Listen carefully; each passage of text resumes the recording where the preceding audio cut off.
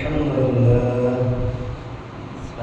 لله نحمده ونستعينه ونستغفره ونعوذ بالله من شرور أنفسنا ومن سيئات أعمالنا من يهده الله فلا مضل له ومن يضلل فلا هادي له أشهد أن لا إله إلا الله وحده لا شريك له وأشهد أن محمدا عبده ورسوله اللهم صل على محمد وعلى آل محمد كما صليت على إبراهيم وعلى آل إبراهيم إنك حميد مجيد اللهم بارك على محمد وعلى آل محمد كما باركت على إبراهيم وعلى آل إبراهيم إنك حميد مجيد أما بعد فإن أحسن الحديث كتاب الله وخير الهدي هدي محمد صلى الله عليه وسلم وشر الأمور محدثاتها وكل محدثة بدعة وكل بدعة ضلالة وكل ضلالة في النار قال الله تبارك وتعالى في القرآن المجيد والفرقان الحميد أعوذ بالله من الشيطان الرجيم يا أيها الذين آمنوا اتقوا الله حق تقاته ولا تموتن إلا وأنتم مسلمون يا أيها الناس اتقوا ربكم الذي خلقكم من نفس واحدة وخلق منها زوجها وبث منهما رجالا كثيرا ونساء واتقوا الله الذي تساءلون به والأرحام إن الله كان عليكم رقيبا يا أيها الذين آمنوا اتقوا الله وقولوا قولا سديدا يصلح لكم أعمالكم ويغفر لكم ذنوبكم ومن يطع الله ورسوله فقد فاز فوزا عظيما قال الله تبارك وتعالى في مقام آخر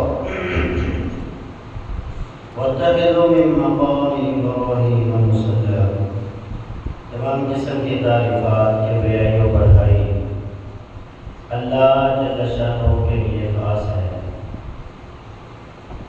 کہ اس کائنات کا خالق و مالک و رازق ہے کامل اللہ تعالیٰ درود و سلام نبی رحمت جناب محمد رسول اللہ صلی اللہ علیہ وسلم برادران اسلام بزرگ دوستوں پردہ نشین معاون گزشتہ دو خطبوں کے اندر سیدنا عمر فاروق رضی اللہ تعالیٰ عنہ کے خصائل ان کے مقامات کو بیان کیا گیا ہے. آج کے خطبہ جمعہ مبارک میں بھی انشاءاللہ سیدنا عمر فاروق رضی اللہ تعالیٰ عنہ کے چند خصائل آپ کے سامنے پیش کریں گے. وہ خصائل اور خوبیاں اللہ تبارک و تعالیٰ نے سیدنا عمر فاروق رضی اللہ عنہ کو عطا فرمائے ہیں. اللہ تبارک و تعالیٰ سے دعا ہے کہ اللہ تعالیٰ وہ خصائل اور خوبیاں ہمیں بھی عطا فرمائے. آپ کے خصائل اور خوبیوں میں ایک خوبی تھی کہ آپ رسول اللہ صلی اللہ علیہ وسلم کی ذات سے بڑی محبت کرنے والے. نبی علیہ السلام کے ساتھ ایک دفعہ آپ جا رہے تھے. نبی اسلام کا ہاتھ آپ کے ہاتھ میں تھا. نبی علیہ السلام سے اپنی محبت کا اظہار کرتے ہوئے فرماتے ہیں اللہ کے رسول مجھے آپ سے بڑی محبت ہے. ہر چیز سے بڑھ کے میں آپ سے محبت کرتا ہوں سوائے اپنی جان. نبی علیہ السلام نے فرمایا لا یؤمن احدکم حتی اکون احب الیہ من نفسہ. مجھے اس ذات کی قسم ہے جس کے ہاتھ میں میری جان ہے اس وقت تک کوئی بندہ مومن نہیں ہو سکتا جب تک وہ مجھے دنیا کائنات کی ہر چیز سے بڑھ کے حتیٰ کہ اپنی جان سے بڑھ کے رہے. انسان بڑی قربانیاں دیتا ہے لیکن جب اپنی جان کی باری آتی ہے نا تو پھر انسان پیچھے ہٹ جاتا ہے. سب سے زیادہ عزیز چیز جو انسان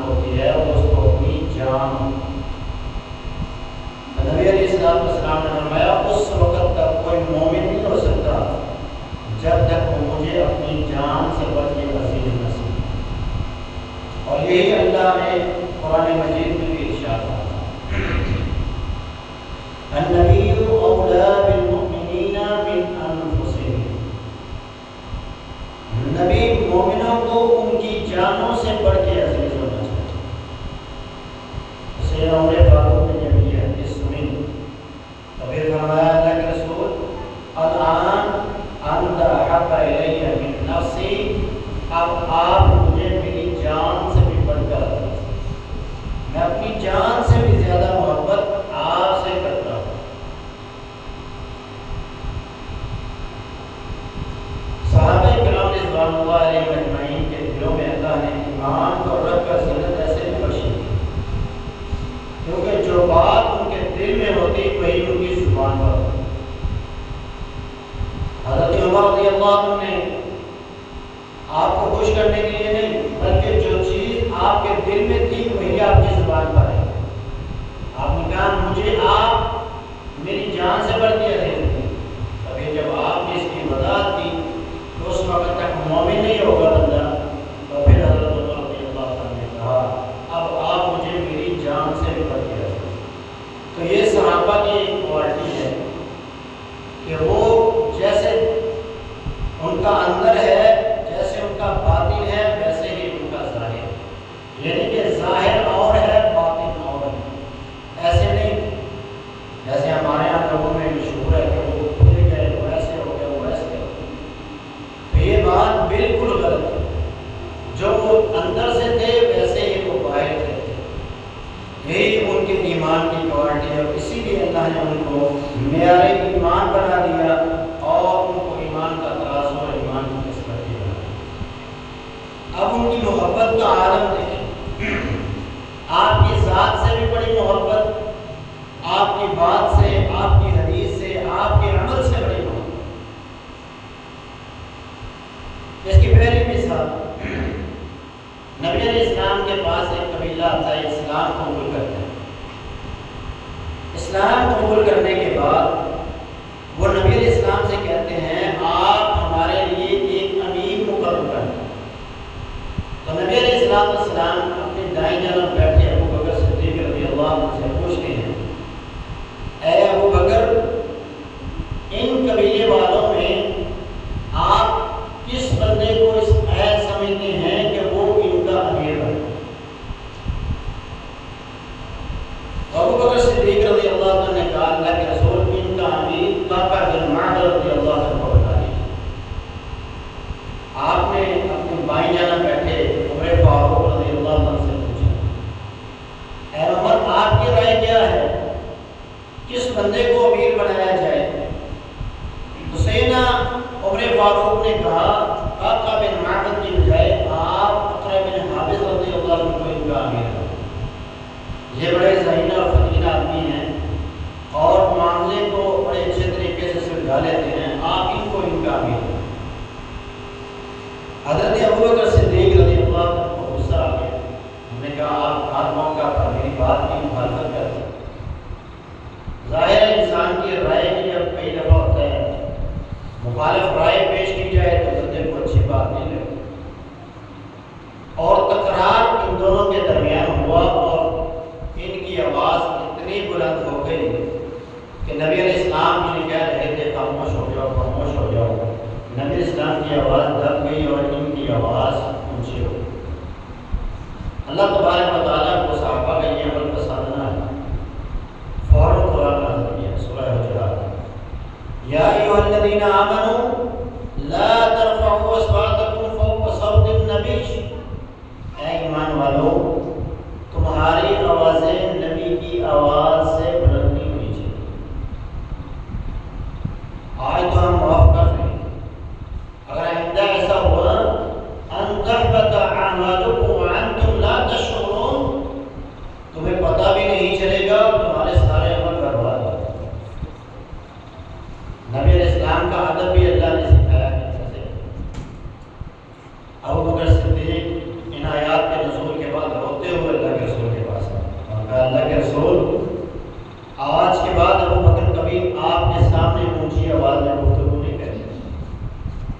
عمر رضی اللہ عنہ کی کیا کیفیت ہے کہ نبی علیہ السلام کہا اللہ کے رسول عمر آج کے بعد آپ کے سامنے کبھی اونچی آواز میں گفتگو نہیں کرے گا۔ پھر نبی علیہ السلام کی مجلس میں بیٹھے ہوتے، اللہ کے رسول صلی اللہ علیہ وسلم ان سے پوچھتے، آپ کسی معاملے کے اندر مشورہ طلب کرتے، اتنی دھیمی آواز میں گفتگو کرتے کہ نبی علیہ السلام کو کئی دفعہ سمجھ نہ آتی کہ عمر رضی اللہ عنہ نے کیا کہا۔ پھر آپ استفسار کرتے اور کہتے ہیں عمر مجھے بتاؤ، تمہاری آواز مجھے سنائی نہیں دے رہی، تم کیا کہہ رہے ہو؟ ایسا ادب رسول اللہ صلی اللہ علیہ وسلم، کیونکہ ادب پہلا کرینہ ہے محبت کے کرینوں۔ اگر ادب نہیں ہے تو پھر محبت بھی نہیں۔ محبت کی پہلی شرط یہ ہے کہ انسان باادب ہو۔ کوئی انسان اپنے باپ سے، اپنے باپ کو ابو جی کہتا ہے، والد صاحب کہتا ہے، پاپا کہتا ہے، بابا کہتا ہے، یہ ایک ادب ہے۔ اب کوئی بندہ یہ کہے کہ میری ماں کا شوہر ہے وہ بھی باپ ہی، لیکن لوگ اس کو کہیں گے یہ بے ادب، اور اس کو کہیں گے یہ با ادب ہے، اپنے باپ کو اچھے طریقے سے مخاطب کرتا ہے۔ تو نبی علیہ السلام کا ادب بھی اللہ نے صحابہ کو سکھایا، اور صحابہ نے پھر وہ ادب کیا بھی ہے، اور محبت کے جو طریقے تھے وہ تمام کے تمام صحابہ نے کر کے دکھایا۔ اور دیکھیے سیدنا عمر فاروق رضی اللہ عنہ کی محبت، رسول اللہ صلی اللہ علیہ وسلم کے دور میں بھی آپ سے اسی طرح محبت کرتے رہے، کبھی آپ کے سامنے اونچی آواز میں گفتگو نہیں کی، حتیٰ کہ مسجد نبوی میں بھی آپ کبھی اونچی آواز میں گفتگو نہیں کرتے۔ یہ ادب ہے سیدنا عمر فاروق رضی اللہ عنہ۔ صاحب بن یزید رضی اللہ عنہ فرماتے ہیں میں سیدنا عمر رضی اللہ عنہ کے ساتھ تھا، ہم مسجد میں داخل ہوئے، ہم نے دیکھا کہ مسجد میں دو بندے اونچی آواز میں گفتگو کر رہے ہیں، اونچی آواز میں گفتگو کر رہے ہیں، اور مسجد میں ایسے لگ رہا ہے جیسے شور ہو رہا ہے۔ تو عمر رضی اللہ تعالیٰ عنہ نے انہیں آواز نہیں دی کہ ادھر آؤ، بلکہ صاحب کہتے ہیں مجھے کہا امیر المومنین نے جاؤ اور ان دونوں کو بلا کے میرے پاس آئے۔ کہا میں گیا، میں ان دونوں کو لے کر آیا، تو میں نے آ کر جب ان دونوں کو میں لے کر آیا تو سیدنا عمر فاروق رضی اللہ عنہ سے پوچھتے ہیں من این انتما جئتم، تم مجھے مدینے کے نہیں لگتے، کہاں کے رہنے والے ہو؟ انہوں نے کہا ہم اہل طائف ہیں، طائف سے مدینہ آئے۔ سیدنا عمر فاروق رضی اللہ عنہ نے کہا اگر تم لوگ مدینے کے رہنے والے ہوتے تو میں تمہیں مسجد نبوی میں اونچی آواز پر گفتگو کرنے پر کوڑے ماروں۔ یہ ادب ہے سیدنا عمر فاروق رضی اللہ عنہ کا رسول اللہ صلی اللہ علیہ وسلم کی ذات، آپ کے ساتھ یہ محبت ہے سیدنا عمر فاروق رضی اللہ عنہ۔ سیدنا عبداللہ ابن عمر رضی اللہ عنہ فرماتے ہیں ایک سفر میں ہم رسول اللہ صلی اللہ علیہ وسلم کے ساتھ تھے،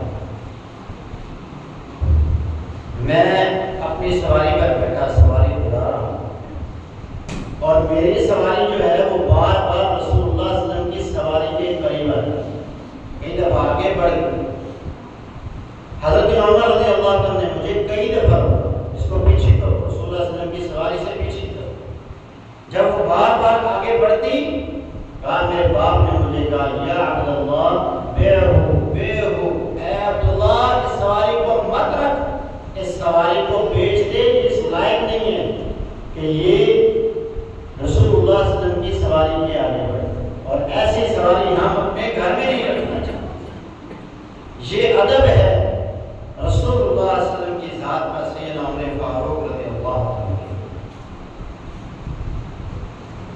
آپ کی بات کا کتنا ادب، آپ کی بات سے کتنی محبت، عمل سے کتنی محبت، ذات سے محبت، بات سے محبت، عمل سے محبت کیسی ہے۔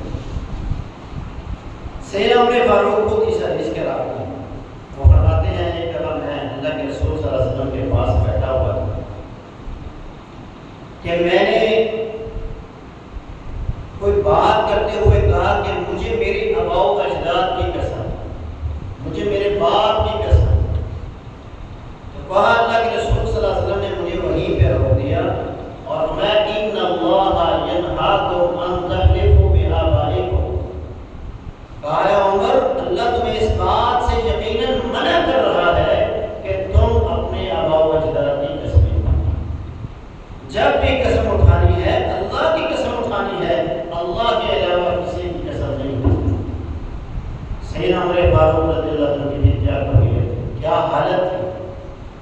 فرماتے ہیں اس کے بعد کبھی میں نے حقائق واقعہ بیان کرتے ہوئے، کوئی حکایت بیان کرتے ہوئے کہ اس میں ایسا ہو، اس بندے نے غیر اللہ کی قسم کھائی ہو، کسی بت کی قسم کھائی ہو، اپنے باوجداد کی قسم کھائی ہو، فرمایا میں نے کبھی وہ حکایت بھی الفاظ اپنی زبان سے ادا نہیں کی. یہ محبت ہے ان کی رسول اللہ صلی اللہ علیہ وسلم کے فرمان کی. سیدنا عمر فاروق رضی اللہ عنہ کے دور میں ایک مسئلہ پیدا ہو گیا کہ لوگ حق مہر باندھتے ہوئے بہت زیادتی کرنے لگے. اب جو غریب لوگ تھے جن کے پاس مال و دولت کی کمی تھی وہ لوگ بیچارے پریشان ہیں. انہوں نے آگے کہا امیر المومنین یہ امیر لوگ زیادہ سے زیادہ حق مہر باندھتے ہیں اور اس وجہ سے ہم غریب لوگوں کو بڑی پریشانی ہوتی ہے. لوگ ہمارے لیے بھی یہ شرائط رکھتے ہیں کہ آپ میرا زیادہ وقت آپ مختص کر دیں. سیدنا عمر فاروق رضی اللہ عنہ نے خطبہ دیا اور لوگوں کو کہا آج کے بعد کوئی بندہ حق مہر کے اندر زیادتی نہیں کرے گا. زیادہ سے زیادہ اگر کسی نے حق مہر باندھنا ہے تو وہ 400 درہم، صرف 400 درہم کو باندھے. تو ایک عورت جو آپ کا خطبہ سن رہی تھی وہ کھڑی ہوئی اور اس نے کہا اے عمر اللہ اور اس کا رسول ہمیں ڈھیروں دینے کا وعدہ کرتا ہے اور آپ اس کو مختص کر رہے ہیں. جتنی جس کی حیثیت ہے اپنی حیثیت کے مطابق وہ دے، کوئی اسلام اس کے اوپر پابندی نہیں ہے. تو سیدنا عمر نے فرمایا کیا دیں گے؟ اس نے سورہ نساء کی یہ آیت تلاوت کی وَإِنْ آتَيْتُمْ إِحْدَاهُنَّ قِنْطَارًا فَلَا تَأْخُذُوا مِنْهُ شَيْئًا. اگر تم اپنی عورتوں کو ڈھیروں سونا بھی دو، پہاڑ کے برابر بھی سونا دو، تو پھر بھی تمہارے اوپر کوئی گناہ نہیں. جب دے دو تو پھر تم واپس نہیں لے سکتے، اس سے کوئی چیز تم واپس لینے کا اختیار نہیں رکھتے، وہ اس عورت کا حق ہے. تو سیدنا عمر فاروق رضی اللہ عنہ وہیں منبر پر کھڑے ہوئے کہا اخطا عمر واصابت المرأة. عمر سے غلطی ہوئی اور اس عورت نے عمر کی اصلاح کر دی. اب اللہ اور اس کے رسول کا فرمان میرے سامنے ہے تو میں یہ حق مہر کی رقم طے نہیں کر سکتا. جتنی جس کی حیثیت ہے، جتنی جس کی طاقت ہے، اپنی طاقت کے مطابق اس کو چاہیے کہ وہ اپنی بیگم کو حق مہر ادا کرے. یہ محبت ہے سیدنا عمر فاروق رضی اللہ عنہ کی رسول اللہ صلی اللہ علیہ وسلم کے فرامین میں. عمل کے ساتھ کیسی محبت ہے. بیت اللہ کا طواف کرتے ہوئے حجر اسود کے سامنے آ کے کھڑے ہوئے اور حجر اسود کو مخاطب ہو کے کہا یا حجر انک حجر لا تضر ولا تنفع. اے حجر اسود تو صرف ایک پتھر ہے، نہ نفع کا مالک ہے نہ نقصان کا مالک ہے. حالانکہ یہ پتھر اس کی عظمت، اس کی شان اور اس کے مقام کو اللہ کے رسول نے خود بیان کیا کہ یہ پتھر جب جنت سے زمین پر آیا تو دودھ سے زیادہ سفید تھا. اس نے ابن آدم کے گناہوں کو چوسا، جس نے اسے بوسہ دیا، جس نے اسے ہاتھ لگایا، جس نے اس کی طرف اشارہ کیا، اس نے اس کے سارے گناہ چوس کر اپنے اندر جذب کر. اتنی فضیلت، اتنی عظمت، اتنی شان اس پتھر کی، مگر کیا مخاطب ہو کر کہتے ہیں تو صرف ایک پتھر ہے، نہ نفع کا مالک ہے نہ نقصان کا مالک. لولا انی رأیت رسول اللہ قبلک ما قبلتک. اگر میں نے اللہ کے رسول صلی اللہ علیہ وسلم کو دیکھا نہ ہوتا کہ اسے انہوں نے آپ تجھے بوسہ دیا ہے تو میں تجھے کبھی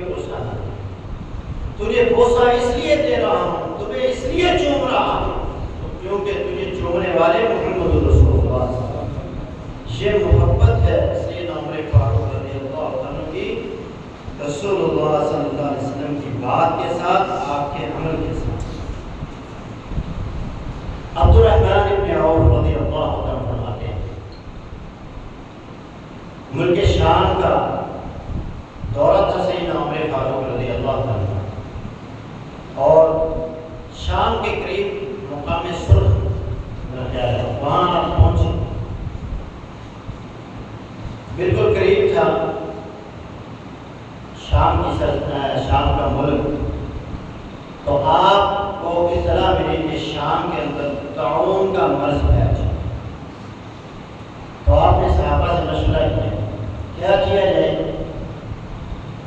جو آپ کے ساتھی تھے انہوں نے مشورہ دیا جو ہونا ہے ہوگا، دیکھا جائے گا، آپ چلیں۔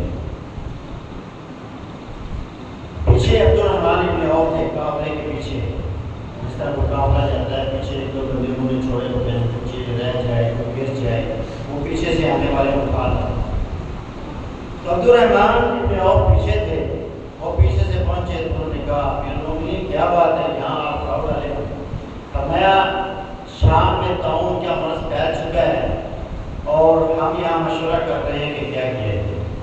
تو عبدالرحمن بن عوف نے وہاں حدیث سنائی، اللہ کے رسول صلی اللہ علیہ وسلم نے فرمایا تھا جس علاقے کے اندر طاعون کی بیماری پھیل جائے، کسی علاقے میں کوئی وبا آ جائے، اس علاقے میں مت جاؤ، اور اگر تم لوگ وہاں موجود ہو تو اس علاقے کو چھوڑو مت۔ حضرت عمر رضی اللہ عنہ نے فرمایا حدیث رسول آ گئی، اب ہم یہاں سے واپس 20-25 دن کا سفر طے کرنے کے بعد اور سفر کی صعوبتیں، مشکلات، پریشانیاں برداشت کرنے کے بعد جب انسان اس مقام پر پہنچے کہ وہ بالکل قریب ہو اور پھر وہاں سے واپس، یہ وہی بندہ کر سکتا ہے جس کے دل میں اللہ کے رسول صلی اللہ علیہ وسلم کی حدیث ہو، آپ کی حدیث سے پیار اور محبت، آپ وہاں سے واپس مدینہ آئے۔ جب آپ وہاں سے نکلنے لگے تو ابو عبیدہ ابن جراح رضی اللہ عنہ نے کہا افرار من قدر اللہ، اے عمر رضی اللہ عنہ امیر المومنین، کیا آپ اللہ کی تقدیر سے بھاگتے ہیں؟ تقدیر میں لکھا ہے اگر مرنا ہے تو پھر مرنا ہی مرنا ہے، نہیں مرنا تو پھر ہمیں وبا بھی کچھ نہیں گئے۔ تو حضرت عمر رضی اللہ عنہ نے ابو عبیدہ ابن جراح سے کہا نعم نفر من قدر اللہ الى قدر اللہ، ہاں ہم اللہ کی تقدیر سے اللہ کی تقدیر کی طرف بھاگ رہے ہیں۔ یہ بات بھی اللہ کی تقدیر میں ہی ہے کہ ہم یہاں سے واپس جائیں گے، اس لیے ہم یہاں سے واپس جائیں۔ تو یہ محبت تھی انہیں رسول اللہ صلی اللہ علیہ وسلم کے فرامین سے، آپ کی ذات سے اور آپ کی بات سے۔ سیدنا عبداللہ ابن عباس رضی اللہ عنہ اور عیینہ بن حسین رضی اللہ تعالیٰ عنہ اپنے بھتیجے حر بن قیس رضی اللہ عنہ سے کہتے ہیں اے حر، تو امیر المومنین کے بڑے قریب ہو، تمہاری بڑی بات مانتے ہیں، تو مجھے امیر المومنین سے ایک دفعہ ملوا دیں، میں ان سے ملاقات کرنا چاہتا ہوں۔ تو حر بن قیس نے سیدنا عمر فاروق سے بات کی، اجازت طلب کی۔ حضرت عمر رضی اللہ عنہ نے اجازت دے دی، کوئی بات نہیں، مل وہ ملنے کے لیے آئے اور آتے ہی اعتراضات کرنا شروع۔ حضرت عمر رضی اللہ عنہ کو غصہ آ گیا، قریب تھا کہ آپ اس کو مار دیں، آپ اٹھے آگے بڑھے، اور بن قیس رضی اللہ عنہ نے موقع مال کی نزاکت کو جانتے ہوئے یہ قرآن مجید کی آیت پڑھی خذ العفو وعارض عن الجاہلین۔ اے امیر المومنین، یہ تو جاہل ہے، اسے تو اتنا شعور نہیں ہے، سمجھ نہیں ہے کہ وہ بات کس سے کر رہا ہے۔ آپ کا کام یہ ہے کہ آپ ان سے معاف کرتے ہیں۔ حضرت عمر رضی اللہ عنہ کا اس آیت کو سننے کے بعد غصہ فوراً ٹھنڈا۔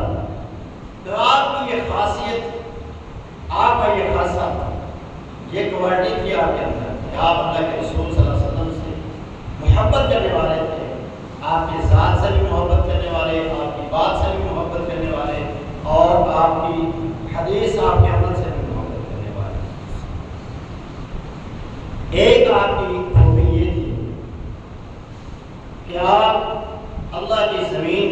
و انصاف سے بننے والے تھے۔ رب کی زمین پر اللہ کے رسول صلی اللہ علیہ وسلم کے بعد عدل و انصاف میں جس کا رتبہ اور مقام ہے وہ سیدنا امیر المومنین عمر رضی اللہ۔ اپنوں کے لیے بھی انصاف، بیگانوں کے لیے بھی انصاف۔ غلطی اپنے نے کی تو اسے بھی سزا، غلطی کسی غیر نے کی تو اسے بھی سزا۔ انصاف کا ترازو کسی کے لیے جھکنے نہیں دی۔ حضرت عمر رضی اللہ عنہ کو علم ہوا کہ ملک شام میں ان کے بیٹے نے شراب پی ہے، اور عمر بن عاص رضی اللہ تعالیٰ عنہ نے یہ سمجھتے ہوئے کہ یہ امیر المومنین کا بیٹا ہے، لوگ باتیں کریں گے، طرح طرح کی کمنٹ اس کے بارے میں جاری کریں گے، لہذا انہوں نے گھر کے اندر داخل کیا۔ سزا انہوں نے بھی دی، معاف نہیں کیا، لیکن سزا عوام کے سامنے نہیں بلکہ چھپا کر۔ جب امیر المومنین عمر رضی اللہ عنہ کو مدینہ میں اطلاع ملی کہ عمر بن عاص نے میرے بیٹے کے ساتھ ایسا سلوک کیا، فرمایا، خط لکھا، کہا میرے بیٹے کو لکڑی کے کچاوے کے اوپر بٹھا کر وہاں سے روانہ کر دو، میں خود مدینہ میں اسے سزا دوں۔ پھر وہ مدینہ پہنچا اور مدینہ میں کھڑے کر کے عمر رضی اللہ عنہ نے تمام لوگوں کے سامنے اسے سزا دی۔ یہ ہے انصاف۔ جب اس طرح انصاف ہوگا تو پھر ریاست مدینہ وجود میں آتی ہے، پھر ریاستیں بنتی ہیں، پھر قومیں بنتی ہیں، اور جب ہمارے جیسا عدالتی نظام ہو تو پھر تباہی ہوتی ہے۔ نہ ملک کبھی سدھرتا ہے، نہ عوام کبھی سدھرتا۔ عوام کو بھی پتہ ہے میں نے 4 پیسے دینے ہیں، یہ بقاؤ جج ہیں، ان کو 4 پیسے پھینکو، جس طرح کتا ہڈی کو دیکھ کر وہ اپنی وفاداریاں تبدیل کر لیتا ہے، اسی طرح یہ بھی اپنی وفاداریاں قانون سے توڑ کر پیسے کے ساتھ کر رہے ہیں۔ اپنے تعلقات دیکھتے ہیں، انصاف کو نہیں دیکھتے۔ جس کی حکومت، جس کی لاٹھی اسی کی بھینس ہے، جس کی لاٹھی ہے بس اسی کا ڈنڈا چل رہا ہے اور اسی کا حکم چل رہا ہے، انصاف بھی اسی کے لیے ہے، سب کچھ اسی کے لیے۔ ایک غریب کے لیے 20 سال لگ جاتے ہیں۔ وہ کہتے ہیں کہ افتخار چودھری کے دور میں جب اسے دوبارہ بحال کیا گیا تو لاہور کا ایک کیس اس کے سامنے آیا۔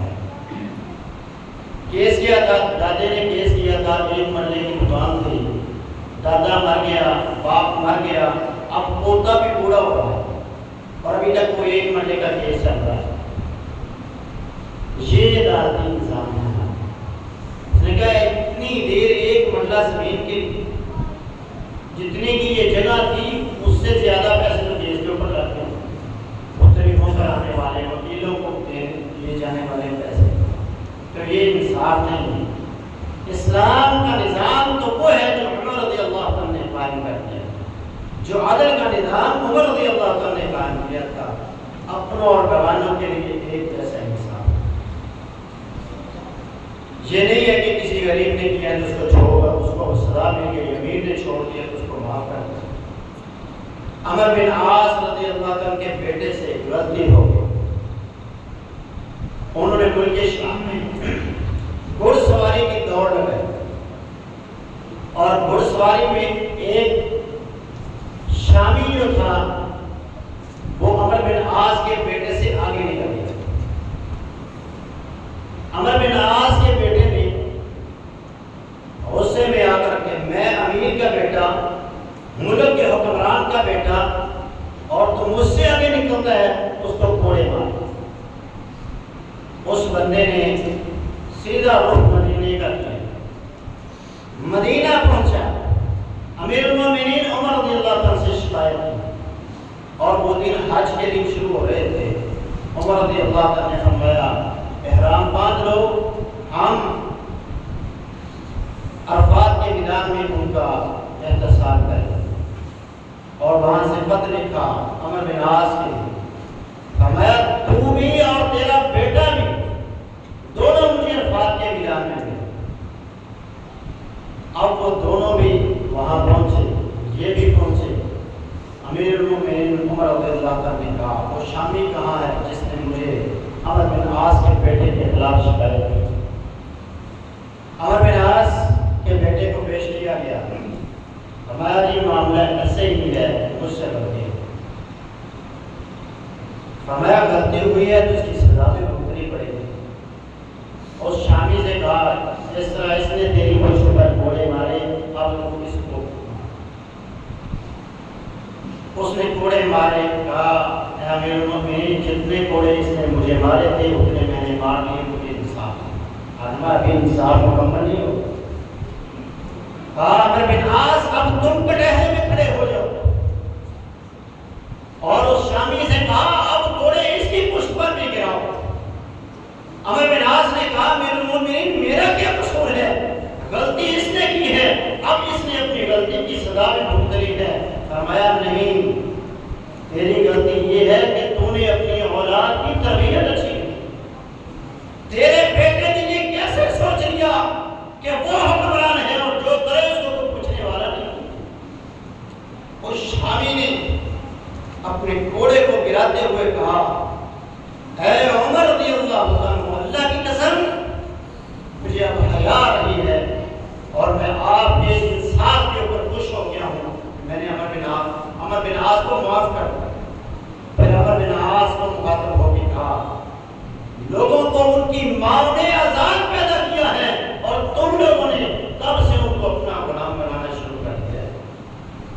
تو یہ انصاف ہے امیر المومنین عمر رضی اللہ عنہ۔ عادل کیسے حکمران تھے۔ جب انہیں خلیفہ بنایا گیا تو حضرت ابو بکر صدیق رضی اللہ عنہ اللہ کے حضور جو دعا کی وہ اس دعا کی یہ الفاظ ہے وَأَحْرَسَهُمْ عَلَىٰ مَا عَاشَرَهُمْ، یہ ان سے زیادہ ان کی خیر خواہی پر ان کا حریص ہے۔ اے اللہ میں نے عمر کے اندر یہ کوالٹی دیکھی ہے کہ یہ اپنی عوام کے لیے اپنی ذات سے زیادہ ان کا حریص ہے، بلکہ ان لوگوں سے بھی زیادہ ان لوگوں کو اپنی اتنی خیر خواہی کا نہیں ہے جتنا کسی ان کی خیر خواہی کا ہے کہ میں اس کے ساتھ خیر خواہی والا معاملہ کروں۔ ان کے دور میں قید پڑ گئے تو ان کا غلام کہتا ہے ان عمر حرم علی نفسہ اللحم عام الرماد۔ اس قید والے سال کے اندر عمر رضی اللہ تعالیٰ نے اپنے اوپر گوشت کو حرام کر لیا کہ عمر آج کے بعد اس وقت تک گوشت نہیں کھائے گا جب تک مدینہ کے ہر گھر کے اندر گوشت پکنا نہیں شروع ہو۔ یہ اور ان کے دور میں یہی جب قید سالی کا دور تھا، گھی کی قیمتیں آسمان کو چھونا شروع ہو، اس طرح پیچھے ہمارے دور میں ہو گیا 700-800 تک نیچے آ گئی۔ ان کے دور میں بھی گھی کی قیمتیں آسمان کو چھونے لگی۔ عمر رضی اللہ تعالیٰ نے عام تیل استعمال کرنا شروع کیا۔ جب عام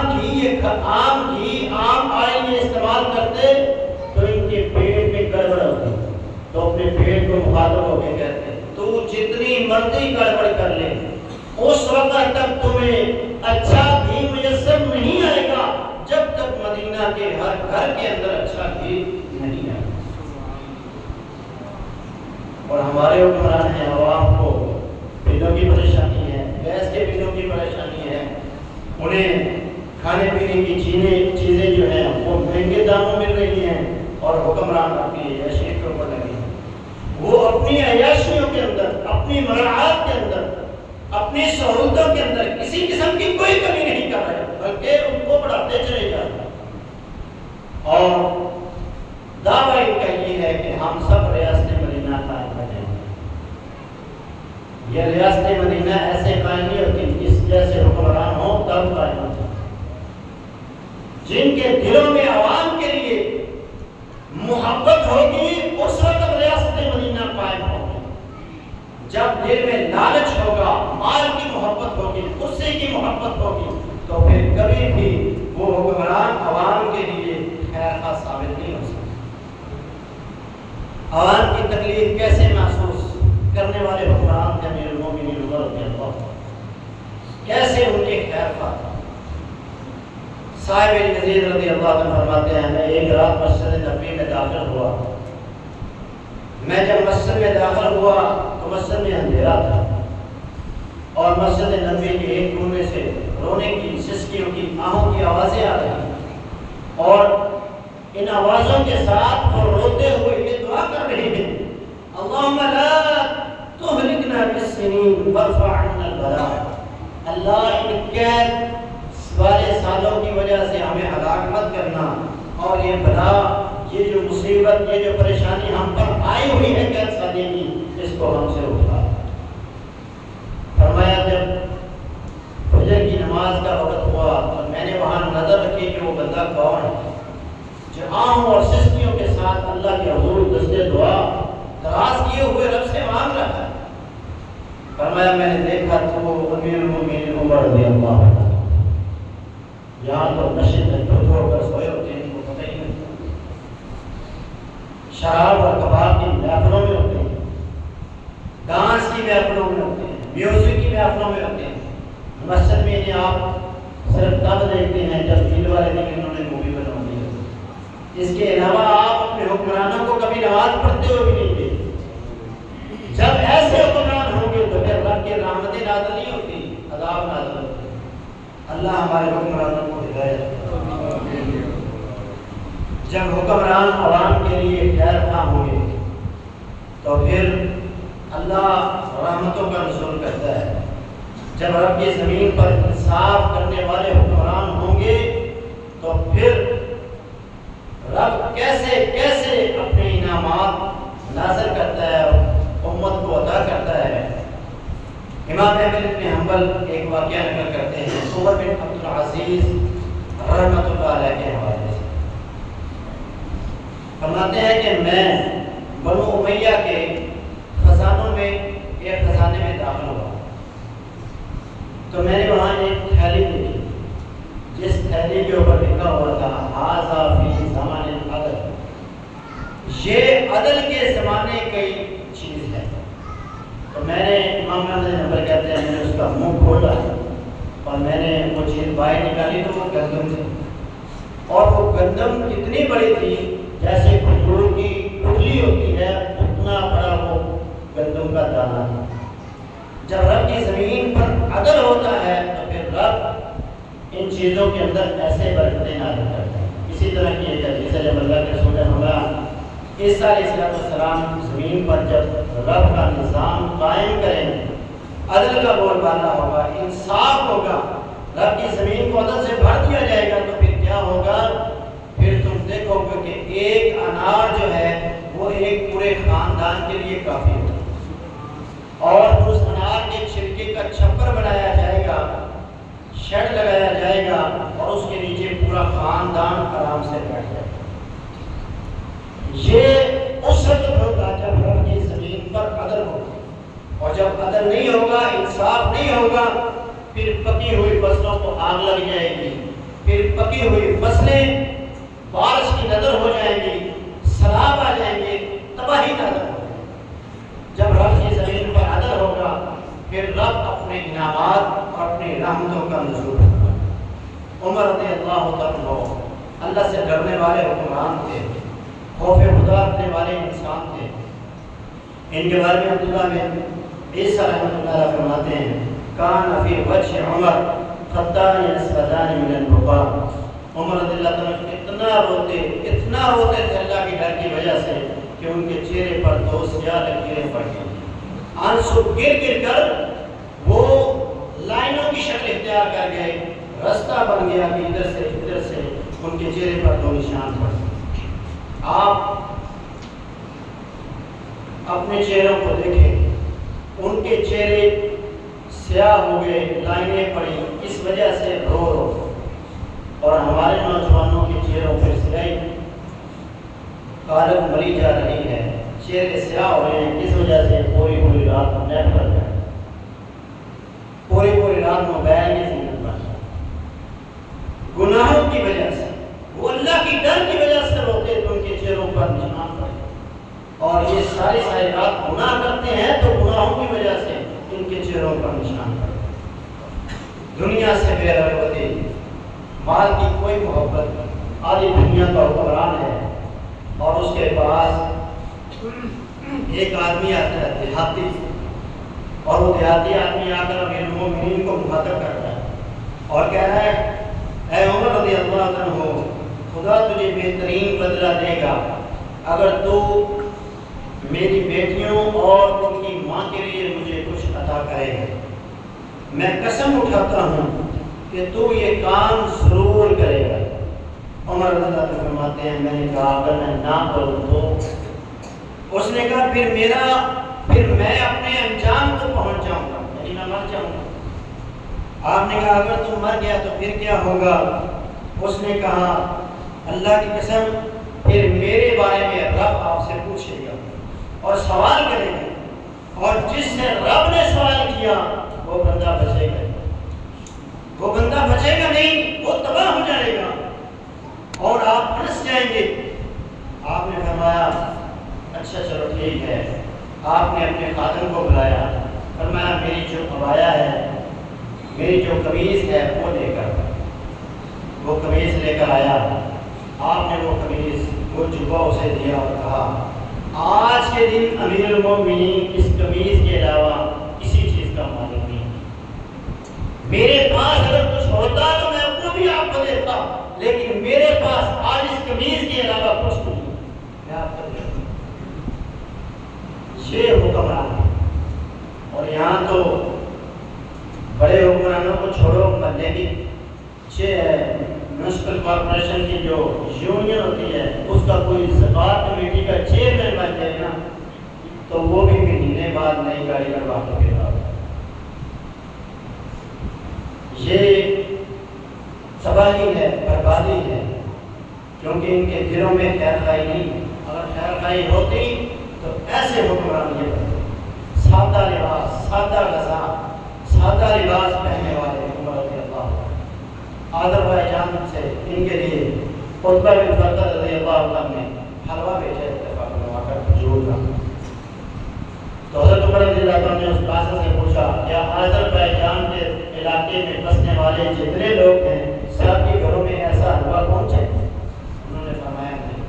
فرمایا یہ حلوہ اسی طرح واپس لے جاؤ، اور خط لکھا قطبہ بن فرقد کو اور کہا انہو لیس من قد ابیک ولا من قد امک، یہ تیری ماں کا مال نہیں ہے نہ تیرے باپ کا مال ہے، یہ مسلمانوں کی کمائی ہے، وہاں کی غریب مسلمانوں پر خرچ کرو، مجھے بھیجنے کی ضرورت ہے۔ اور یہاں تو پورا پورا بیت المال لوٹ کے لے جاتے ہیں اور ان کو کوئی پوچھنے والا نہیں۔ اللہ رب العالمین ہمیں ایسے حکمران عطا فرمائے۔ حضرت عمر رضی اللہ عنہ کی ایک دو چیزیں آپ کو بتاتا ہوں۔ ان کے دور خلافت میں جو مسلمانوں نے علاقے فتح کیے وہ 3600 علاقے جو تھے وہ انہوں نے فتح کیے۔ 900 جامع مسجد انہوں نے اپنے دور خلافت میں تعمیر کروائی۔ 4000 عام مساجد یعنی جو چھوٹی مساجد محلوں کے اندر بنائی جاتی ہیں وہ انہوں نے بنوائی۔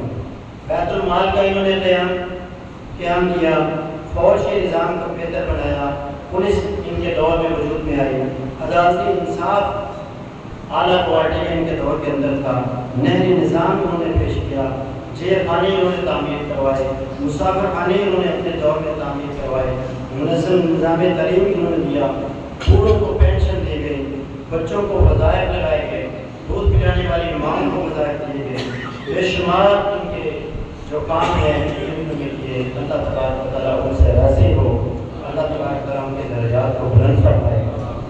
اور اللہ رب العالمین سے دعا ہے کہ اللہ ہمیں بھی ایسا ایک عطا فرمائے۔ کوئی